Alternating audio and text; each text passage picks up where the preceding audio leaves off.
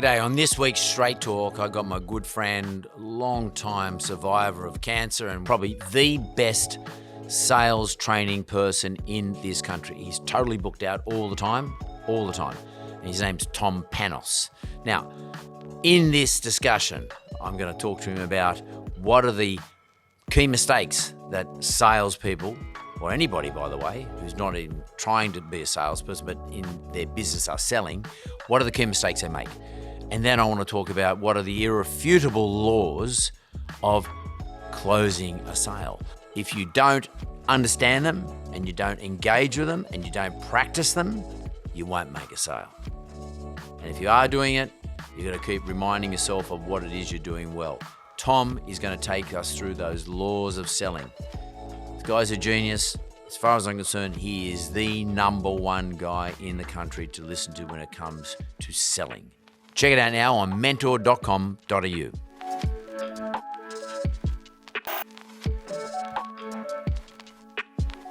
Well, welcome to Straight Talk.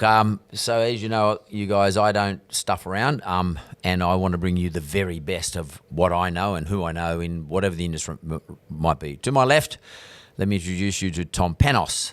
Tom Panos, as far as I'm concerned, and many, many others, is for sure the number one real estate sales training guy in this country. And he's got lots of accolades behind him to prove that to be the case. So welcome, Tom. Thank you, Mark. So I'm a big Tom Panos fan. And real estate training is about training real estate agents to have the right mindset and know how to sell real estate. And it's probably a bit more complicated than that. We're going to talk about that in a second. I want to say this, we always talk about that concept of resilience. Another word for it is fucking grit, grit. We all talk about it. We all talk ourselves up. We all think we got it. But at the end of the day, we get tested. That's when you really know if you got it or not. I just saw something very interesting from Mike Tyson. He said something along the lines that there's lots of people out there get behind Instagram and the various social mediums, and they're saying a whole lot of stuff. But until you get punched in the face, you don't really know what it's like to be resilient or to be tough. Well, this guy's been punched in the face, metaphorically speaking, because Tom has suffered from cancer. For a long time. Yeah. So, Mark, and I think it's in this office here, I began my chemotherapy journey one day after I came in here. And it was in 2006 when I was doing a project which you were kind enough to give your time called Winners in Business. And Mark, I was diagnosed I was in my mid-30s and I was diagnosed. I was told it was incurable, stage 4 lymphatic cancer. I went on a clinical trial. It worked, to everyone's surprise, but then it came back out of the blue in 16, because when you're on a trial, you don't know what's going to happen. And then I recovered again, and then it came back in 18, and then I recovered again, but in between the 16 and 18, my youngest brother, 41, he passed away, different illness. So, you talk about punches in the face. I just felt like I just didn't want to pick up the phone at one stage because I'm thinking everything's bad news. It's one punch after the other.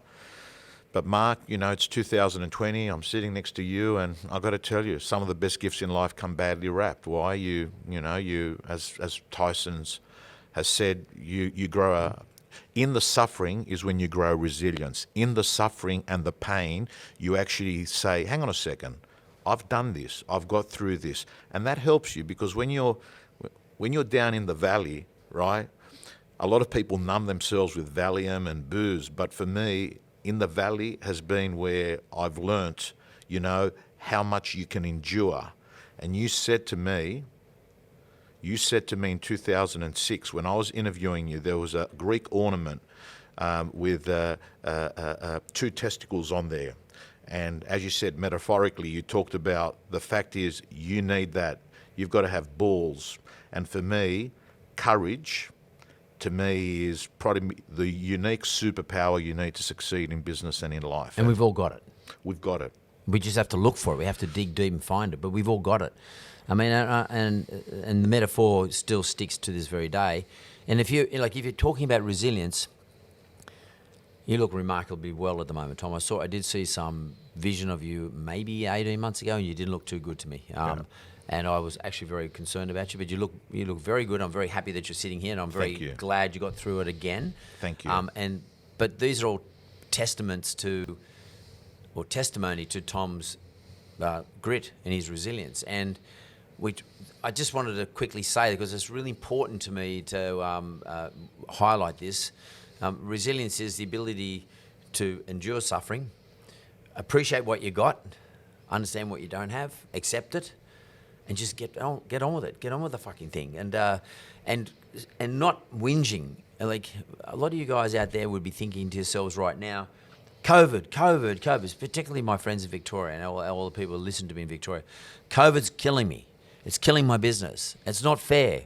Cancer's not fair. It's definitely not fair. But it's not about what's not fair, is it? Listen, someone said to me this morning, Tom, we're going to go into stage 4 lockdown in Melbourne. There's a client of mine in Melbourne. I've got Melbourne, Sydney's where most of them are. I said, listen, Michael, stage 4 lockdown is better than stage 4 cancer, right? Put on your mask, right? I've seen people have masks. You put on your mask, it's not the end of the world. Yeah. You know? So just be very, very clear. And he didn't say anything back to me because I think he realises that when you compare one thing to another, you say, hang on a second, right? So what? So what have you lost? You can't do an auction. You can't do an open for inspection. Well, you can still meet a buyer at a property, right? You can still do an online auction. And quite frankly, you don't really need an auction to sell a property. You got a buyer, you got a seller, you put them together, do a deal, right? Yeah.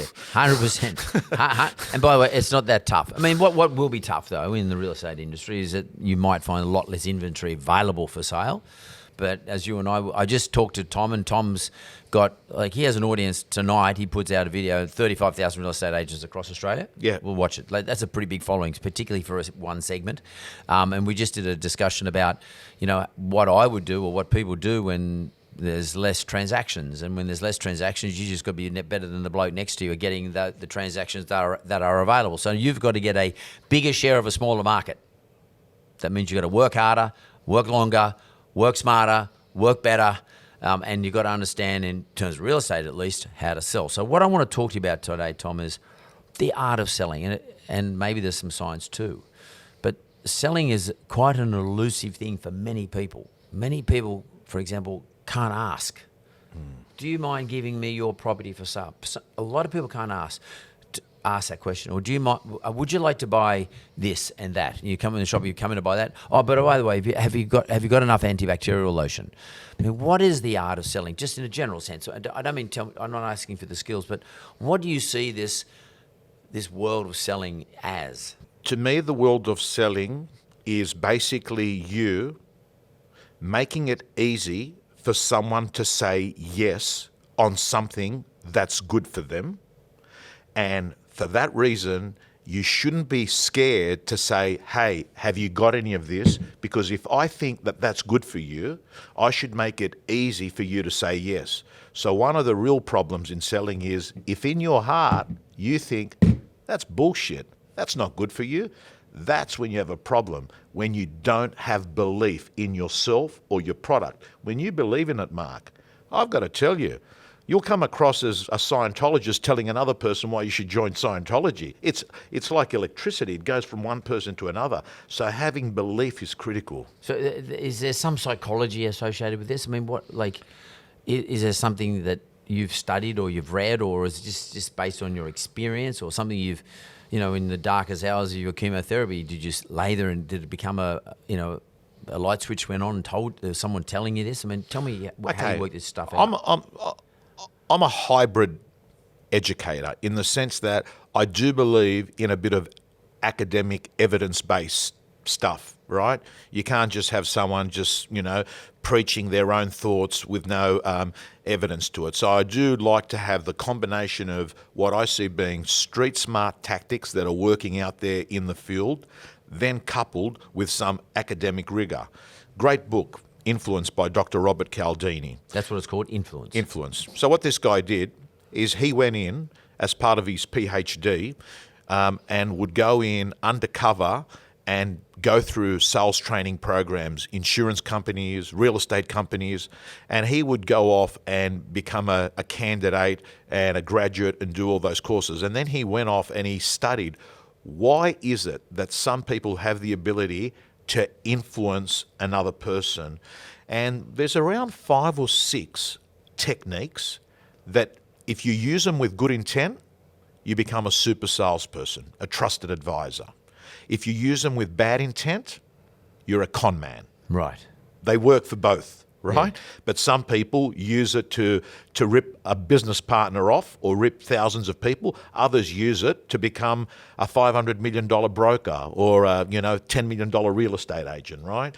So, some of those, and we won't spend the whole time in our conversation doing an analysis of the bookmark, but some of these techniques are, social proof. Here's an example. If you go do an inspection on a property at 4 o'clock and you take a buyer and they see there's another buyer sitting outside at 4:15 and there's another buyer sitting outside the property at 4:30, all of a sudden this buyer says, this is valuable, right? There's others there. So that's social proof, what others are doing. An auction is a good example of that. At an auction, you've got a buyer and they're looking at other people bidding. There's social proof, they want it as well. Then there's another principle called scarcity. People want what they can't have. So that's the power of an auction. You're at an auction, someone says 1 million. They've got the bid. They've taken the property away from the underbidder, right? Scarcity, right? So there's a few principles: scarcity, social proof, authority. Why do we see some of these TV commercials that are selling toothpaste? A guy dressed with a white thing looking like a dentist. Hey, it's an authority figure. A dentist is talking about it, right? So is that the auctioneer, though, is it? Who's the authority figure in an auction, for argument's sake? Let's talk about it in an auction, an authority figure. Automatically, an auctioneer gets put up on a pedestal for some reason. Literally, you mean actually put up in a box above everybody? You're above. You're there. You're sitting there, Mark. And ironically, the real estate agent's done all the work. But for whatever reason, Mark, when you're the centerpiece, you look like you've got the authority. You're the person that the vendor says, oh, how do you think we're going to go, right? TV does it as well. From TV. TV gives you automatic authority, So we know authority is another example, right? So what does that mean? If you're a mortgage broker, if you're in pharmaceutical sales, if you're in media sales, if you're a real estate person, you want to get known as the authority in the marketplace and have what I call eminence. It's an interesting word, eminence, Mark. Eminence, if you Google it in a modern dictionary, it says someone who has superiority amongst their peers. So eminence is really important because if you've got eminence in an industry, you're on the shopping list, right? That's interesting. Can I just go back a track now? So we've got authority. Yeah. In other words, and that's a physical thing from what you're explaining. For example, when it comes to an auction, but let's say I'm standing behind the counter of a shop. Yeah. Your authority is the fact that you're standing behind the counter in your shop. You might be appropriately attired, and you might be able to. Your authority comes from the way you address people, the way you look at them, the way you conduct yourself, the way you hold yourself. Correct. You've got to look healthy, well, smartly dressed or appropriately dressed. Eminence is where social media comes in. You're establishing yourself as someone who knows what they're talking about in relation to a particular industry. Scarcity, well, there's a few little, they're quite little interesting little techniques and games you play, but scarcity is quite an important thing because, we're going to run out. There won't be any left. These are all selling. There's only one left, or 3 left. Scarcity. Toilet paper is an example. Good example, yeah. Well, we all perceived there was the scarcity of toilet paper when there wasn't. But and what was the first one again? Social proof. Social proof. What are others doing? Yeah. Like an example, I went across the road to get a coffee. One coffee shop across the road had no one at the front. The other one had a group of people. Now, on the surface, you'd say, hang on a second, you don't want to waste time. But my head didn't work that way. I don't come here often. And I thought to myself, there's 7 people there. That's social proof to me. That's better. That's better, right? So all of a sudden, you begin to see examples. As a salesperson, how do you bring these psychological techniques in to your business to help you move the dial your way. Yeah, so actually this guy's a genius because he's actually he's condensing things that work into one word. And it's a word that we all understand: scarcity, social proof, etc. But my favourite of all the principles, Mark, is this is good because I didn't know the question, but I love thinking about things because you educate yourself along the way. Your brain goes back to textbooks. And my favourite is the law of reciprocity. The law of reciprocity says, hey, if they came over to our house and gave us a present, we've got a moral obligation. When I go to their house. To go to their house. And give them a present. Correct. If Australia helps America, or America helps Australia, we got to do vice versa, right? That's the way it works. And that happens in sales all the time. Now, the biggest problem in sales is salespeople can't handle the lag between the behaviour of giving and getting. They've got this, they suffer with handling delayed gratification, like a mortgage broker. You know, they want to ring someone up and say, hey, you happy with your loan? You want to come over here? Instead of them sort of saying, give. Ring up, give them useful information. That's reciprocity. There comes a time when this person feels, hey, this girl or guy's been really good. They're out servicing me. They're talking to me. I owe them. I owe them. You know what? And if they're going to ask me, would it be okay that I talk to you about how I could actually give you a product that's going to save you a lot more money in the long run? Could I have 10 minutes of your time? They've got this moral obligation to listen to you, you know? So there's an example. And if you've got the product, and if you can do it and prove it, correct, you'll get the deal. Correct.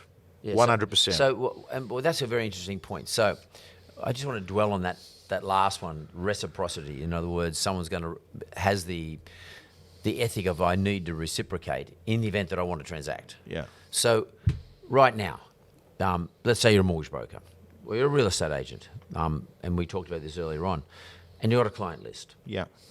And you've got their email address and or their telephone number. Yeah. First base, yeah. Would you email everybody and say, look, how you going? It's Tom here. I haven't spoken to you for a while now, but I know you're in Victoria, Melbourne. I just want to know whether you're okay, and reach out to me. Here's my mobile number. What would you do? I'd pick up the phone. Yep.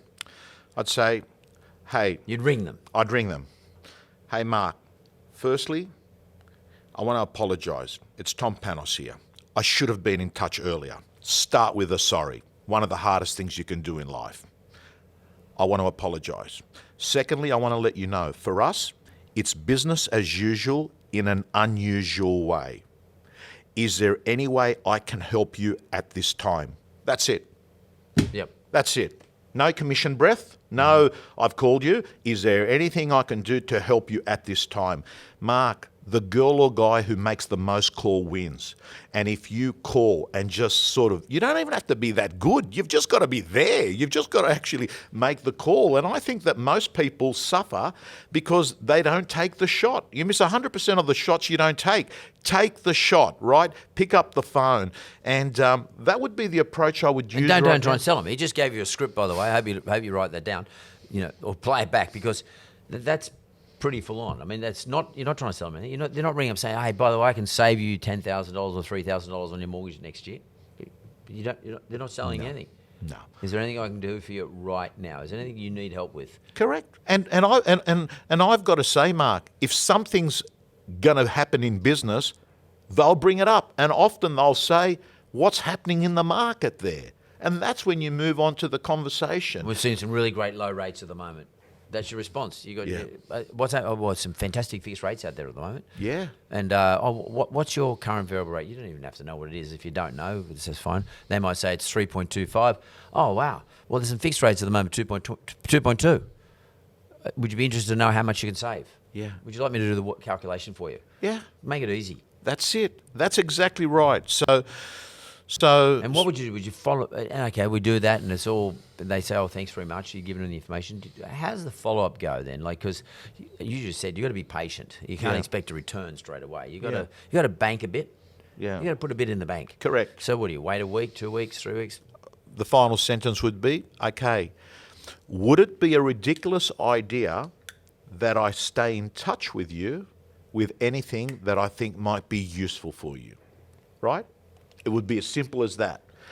When they say yes, no one's going to say that's a ridiculous idea, right? No one's going to say, no, don't stay in contact with them, right? What you do then is you put them into your ecosystem. And your ecosystem is going to be a combination of telephone, text. I got to tell you, texts are underrated. Texts work. You know that me and you communicate through text. Texts matter, right? Has a higher open rate than an email, right? Text, phone, email. So then what you do is you put them into your ecosystem, and then what you've got is what is called a database. And then what you have is a thing called a pipeline. And a pipeline are people in that database that are the most likely are going to do a deal at some point. So what smart people do, and you don't have to make it complicated, hot, medium, cold, or A, B, C, you segment them in your head. Who's higher prob than the others? And then you block off every day. I've got a habit, Mark, that I've lived with. I lived with it through chemo, believe it or not. I never went off this habit. It's called 10 calls before 10 a.m. every day. Make 10 phone calls. The power of that, that's 50 calls a week. That's 200 calls a month. That's 2,000 calls a year out of one simple habit, 10 calls before 10 a.m. So you put that into your structure of your day, and all of a sudden, you're in momentum. And you stay in contact with those people, and whenever you ring them up again, there's a law in sales called the law of because. And the law of because says when you start ringing people in your pipeline, you call with a purpose. Hey Mark, it's Tom Panos here. I know you're not doing anything in business at the moment, but the reason I'm calling is because I move within 9 seconds. I've said because I don't want to be wasting your time. Mark, I'm shocked.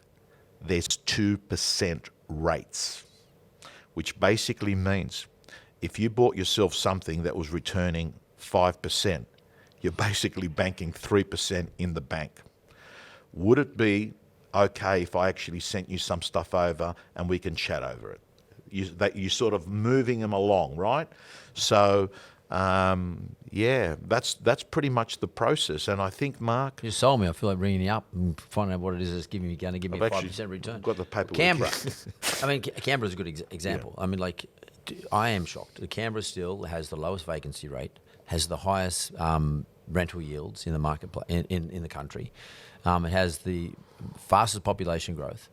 It has the lowest unemployment number in Australia, and I mean, and the most affordable houses. And what I mean by that is, you don't have to pay millions of dollars. You can buy a very good, brand new apartment, state of the art, just built for $450,000, $500,000. And there's nowhere else in Australia we can get set like that.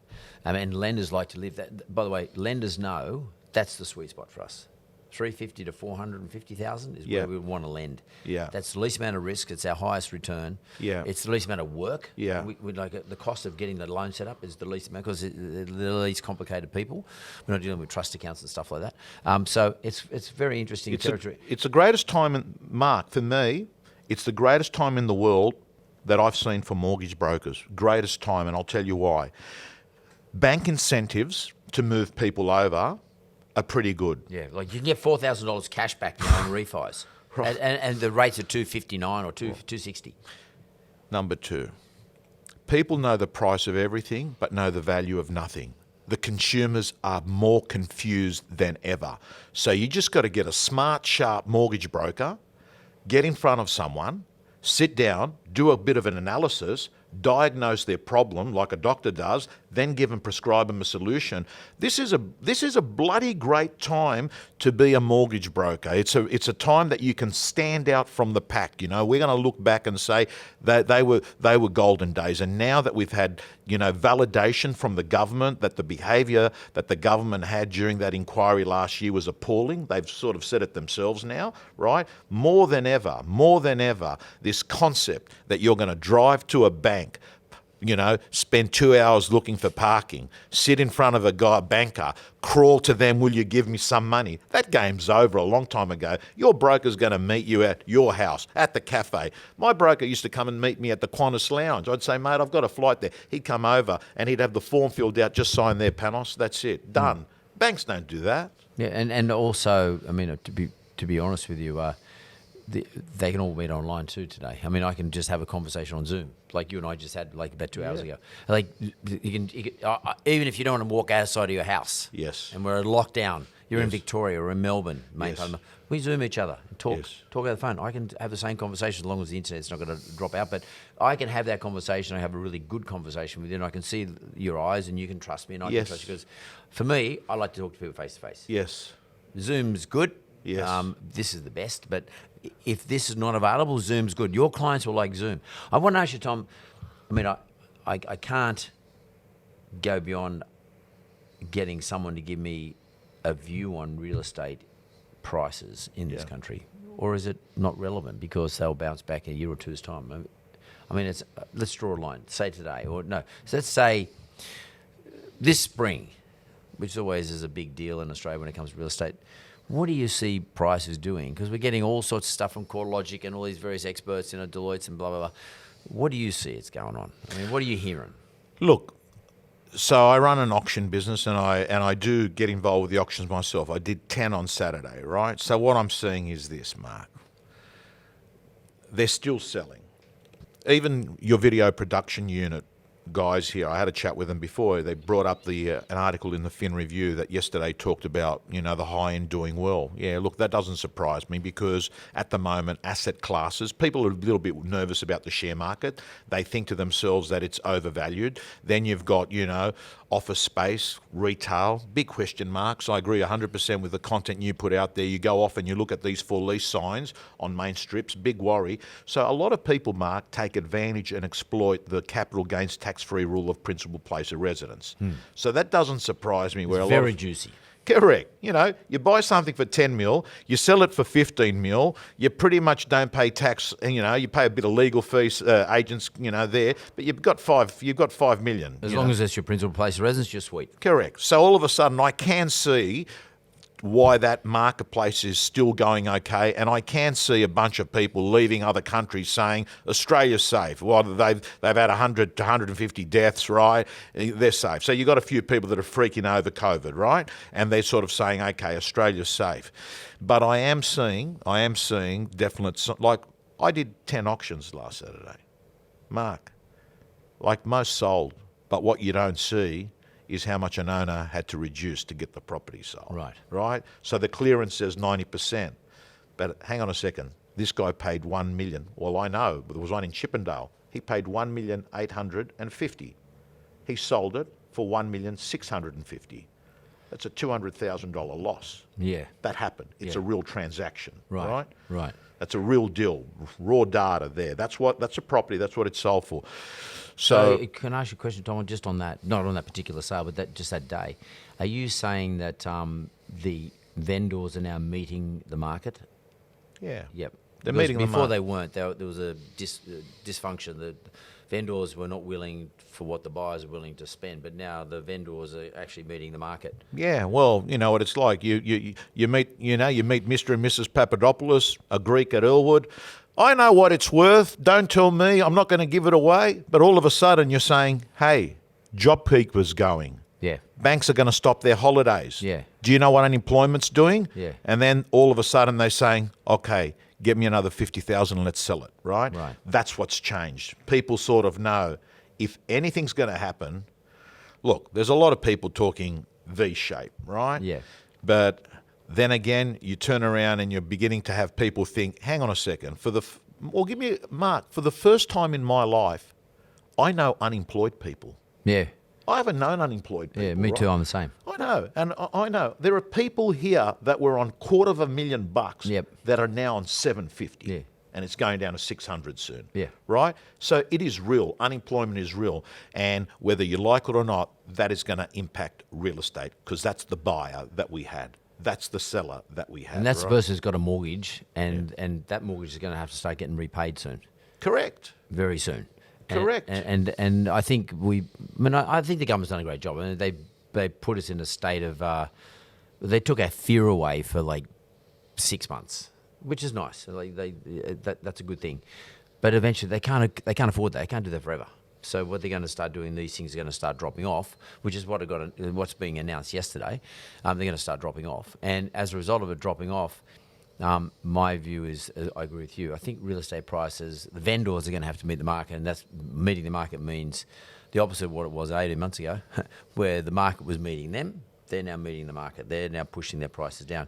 So are there any segments, I mean, for the opportunists out there, are there any segments of the market which are looking particularly good, like good value? Like, are we talking about apartments are looking particularly good value, or houses in Ashfield are looking particularly good value, or places near the airport at Tullamarine? I mean, what are you seeing or hearing? So here's what I'm seeing. There's no question about it. There are regional parts of Australia and rural parts for the first time that have got energy. Because what's happened is you've got an executive. He's been working in the city. His boss has said, listen, we're negotiating our lease. Our CFO's negotiating our lease. On their premises. On the premises. We don't need 7 floors. We also don't need you to be coming in. And by the way, you won't be flying to Melbourne that often. You'll be using Zoom. We're changing things. You'll be working more from home. So this person's thinking, hang on a second. I'm living in the North Shore. I've always wanted to go live near, Bangalore or Byron Bay. So what they're doing is beginning the process of selling here and going to lifestyle areas. So we're seeing lifestyle areas. For the first time ever, Mark, like little hobby farms are taking off. There's a bunch of people here that are thinking, hey, I've got to get away from this inner city. So what we're seeing is regional areas, Byron Bay, right? They're selling properties for more than the asking price. I'm talking to the agents Really? there. Yeah, right? Good news, I've got a farm up there. You got a farm? Okay, you're in the money. You're normally good with money. You pick the right spots. Okay, then you turn around and you say, what's getting smashed? Units in complexes of hundreds and hundreds of units that have been built, that are sitting there. They already copped it because of the bad publicity out in that Homebush area with those projects, but now oversupply. They're copping it. What else is copping it? Generally speaking, units that any property that doesn't have 5 stars is also getting punished. The 5-star, look, I've got to say, a property that's well positioned, a nice home, good spot, renovated, within 5 or 10 k's of the city is still getting the money, right? It's all the others that aren't going. But I can't tell you. All of a sudden, things like you can get incredible. I'll give you an example. Property. You got the tenant as being Shell Coles out Marsden Park. You're getting do the numbers. The loan's going to cost you 2.5%. You're going to get a rental income of $430,000. That's the net rental income, net. You've got a tenant that is basically bulletproof. You've got 10-year leases with bank guarantors. Net rent is $430,000. Cost of money, 2.5, it's going to cost you $200,000. You're making $230,000 a year. Goes into the bank account. You do nothing. Tenant pays for everything, right? Those rates, with all the chaos that we're going in, those rates are so low, you can make $230,000 if you've got the capacity to buy one of those properties and the banks give you the go-ahead. It's unheard of opportunities in those sectors, Of course, you've got to not get caught out and the underlying value of the land. Like in 10 years' time, you've got to get your fingers crossed the tenant wants to renew. But those things are great opportunities at the moment, So by the way, I'm taking all this in myself because I'm a lover of real estate and particularly investing in real estate. It's very rare that I can get someone who's actually experienced but also neutral. They're not trying to sell me something. So hopefully all you guys are listening to this dude here because he knows what he's talking about. Can I ask you, we're going to run out of time, but I want to ask you something. What do you think are some of the key mistakes that business owners, or it could be a mortgage broker running his own franchise or his own independent brokerage, or a real estate agent, what is the mistake they seem to make often when they're trying to sell or probably, and they're not always just trying to sell the property to the buyer. Sometimes they're trying to sell the concept to the vendor that please give me your place to sell. Yeah. That's their inventory. Yeah. What are the most common mistakes they do as salespeople? What are they? The first one would be that complacency creep comes in. There's a beautiful saying, nothing breeds failure like success. So when you're most successful is you become complacent. So what happens is the little things. You got an appointment at 3 o'clock to go look at that property to list it. You get there at 3:05. Psychologically, there's a cross. You walk in and you make a lot of statements than asking questions. People think he cares more about himself than us, right? So that's the next one. So in other words, they get in they're shining their own badge up as opposed to asking you about the property that you've got for sale. Correct. I mean, who's the hero in the story? It's the customer, not the agent. Yeah. And in the last 10, 15 years, maybe it's got to do with the show $1 Million Listing or all of that. Some of these real estate agents, I mean, they think they're the heroes in the equation, right? You know, all swank, you know, driving around, looking good like fashion models, you know, walking in. Totally. Right? So you've got a bit of that. The next thing is they don't solve a problem. Like at the end of the day, fundamentally, the way that Mark Bouris is going to give Tom Panos some money is that if he feels the $100 he gives me, he's going to get something back more than $100. So what happens is that they don't diagnose and find out what keeps that client up at night. Because here's a very important rule, Mark.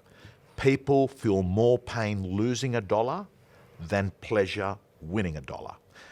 Daniel Kahneman won the behavioral, he won a prize, the Nobel Prize in 1979, studying that concept. People feel more pain losing $1 than pleasure winning $1. So if a real estate agent goes in and says, I'll give you an example. If an agent goes in and says, give me $20,000 worth of marketing so I can market your property. I want to put it in the Wentworth Courier. I want to put it everywhere. The client's going to think, $20,000 out of my pocket.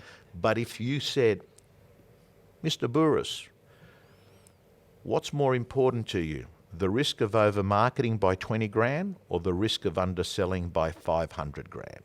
All of a sudden, the context changes. Yeah, the dynamic switches. Switches because you want to protect your asset.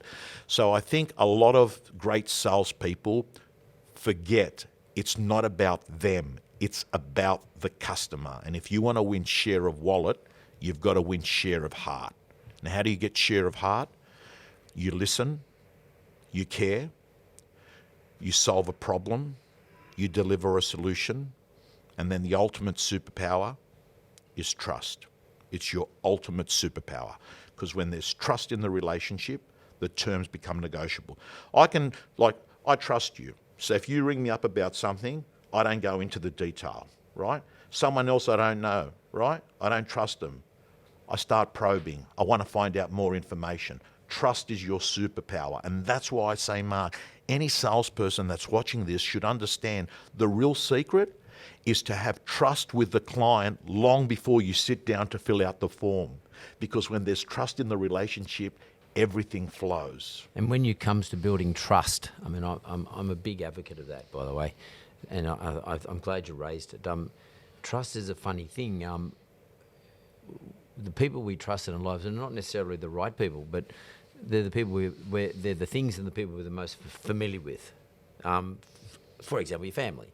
And I trust my family because not so much that they're better than any other individuals out there, but because I know how they're going to react in certain circumstances. Correct. I know what to expect. Yeah, it's predictable. It's predictable, and it comes about by familiarity with them, me seeing them their whole life, of course, and me growing up with them, and them growing up with me, and me interacting with them. So, if you want your client to trust you, you got to talk to your client. You got to see them. They've got to see you. They've got to know what you're about. And the social mediums actually help in those regards, because particularly if your client follows you, and if you're giving good value out and you're expressing yourself well. By the way, all you people out there do stupid stuff on social media. That is the opposite to allowing your client to trust you. Be smart, because you can get Googled on anything.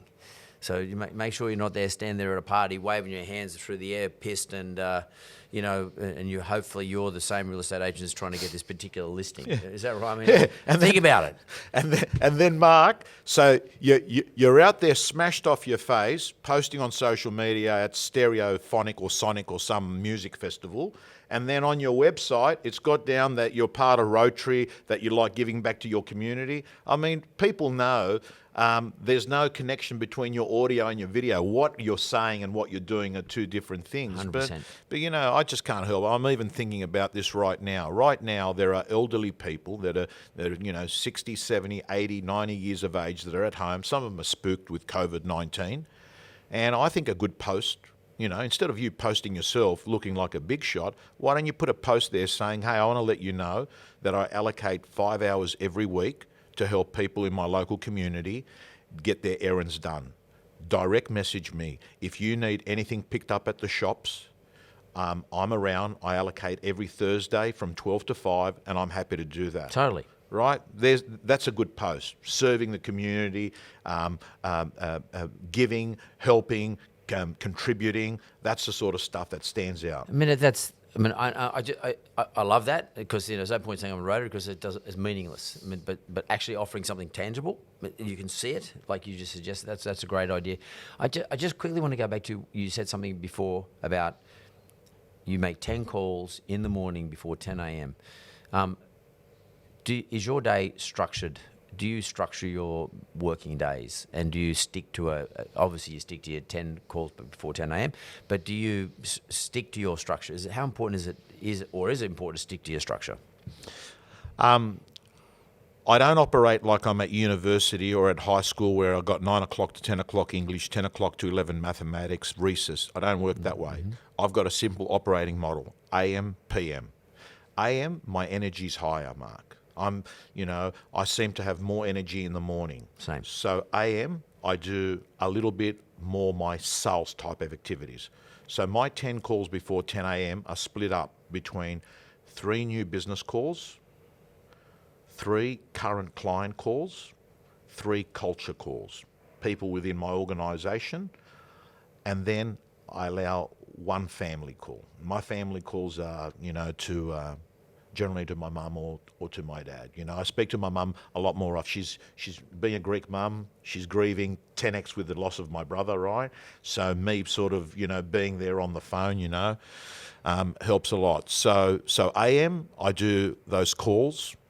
AM, I'm pitching for business because I still pitch. I simply know, there's a law of replacement. The law of replacement says you're always going to lose clients. And you told me this in 2006 because I remember writing it down on my notes. Don't assume growth all the time. I remember it. Don't assume growth all the time. And I know that at any minute, there's a young girl or guy who's hungrier than me, who's pretty smart, and who's looking in the distance and saying, he's getting cocky. He's getting complacent. And I do lose clients. It's business. So what you do is called the law of replacement. And the law of replacement says I must always be adding potential clients to my pipeline because I'm always losing clients. At least at the same rate as Correct. the loss. Correct. So if you've got 100 clients and you're losing 10 a year, you've got to be at least replacing with 10 to maintain your 100. Spot on. Yeah, and you need to know that law. And what I tell you something very interesting in the way Tom's expression, it's very authoritative. He would go back to him. He's to some extent he's establishing himself in front of you guys. The way he's doing it, he's expressing his authority, and it's just a good lesson for you. He's a pro, okay, but he calls some of these tips about the law of replacement, the law of reciprocity. So the moment he puts the words "law of" in front of something, it looks like, wow, that's very persuasive. That's really good use of language. Correct? Correct. And it's you've got to get your head around this shit. Yeah. That's really important. People got to understand this.